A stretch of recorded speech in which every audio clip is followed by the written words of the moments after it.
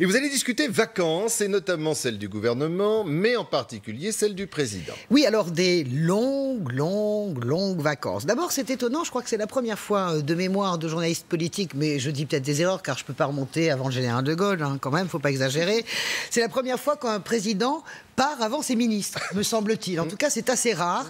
Emmanuel Macron, depuis hier, est arrivé au fort de Brégançon pour des vacances, nous dit-on, studieuses et pour préparer le G7 de Biarritz à la fin du mois d'août. Et en même temps, puisque nous sommes dans le temps du en même temps, 12 ministres hier, pas un de moins, sur le terrain pour la canicule, hein, qui distribue de l'eau sur les marchés, Brune Poirson, qui explique qu'il faut boire beaucoup, le Premier ministre, 12 ministres. Alors, vous savez que j'ai toujours défendu sur cette antenne l'idée qu'on n'en fait jamais trop parce que c'est important, ça peut sauver des vies. Mais là, quand même, j'ai l'impression qu'il y a un petit cap qui a été franchi hier matin d'une certaine manière, enfin hier toute la journée, pendant cette canicule extrême évidemment, mais enfin quand même, c'était quand même pas un bombardement solaire non plus.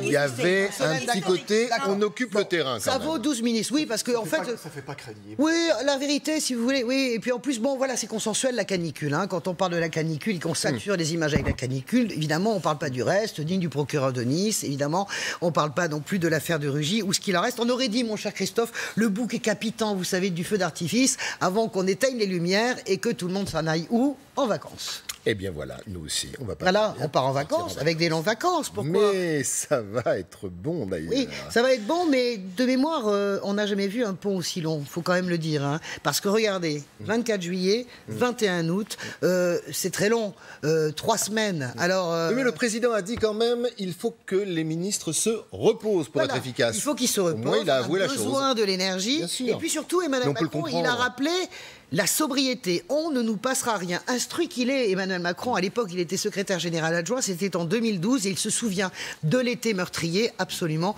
de François Hollande. Souvenez-vous, ces photos à Brégançon en maillot de bain avec Valérie Trierweiler qui donnait un sentiment de laisser-aller et puis de farniente. Donc, la règle drastique de François Hollande des 10 jours était un peu ridicule, c'était un peu too much. On a compris qu'ils ont besoin de repos, mais ils prennent un risque, d'abord parce que l'été est toujours meurtrier, ou souvent en tout cas en politique, et puis la situation sociale n'est pas vraiment stabilisée dans le pays. Vous avez les urgences qui sont en grève, vous avez les pompiers qui sont en grève. L'opinion, certes, ne leur passera rien parce qu'il faut dire que ce gouvernement ne passe pas grand-chose non plus à l'opinion.